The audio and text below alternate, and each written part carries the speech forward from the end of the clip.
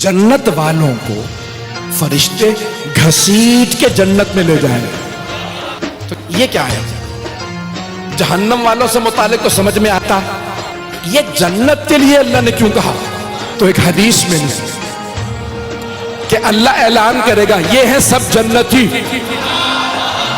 तो जन्नती कहेंगे जन्नत में जाने से पहले हम हुसैन इब्न अली की ज़ियारत करना चाहते हैं। और अल्लाह फरिश्तों से कहेगा अब जब है ही जन्नती, इनकी ख्वाहिश पूरी कर दो, लाओ मेरे हुसैन को।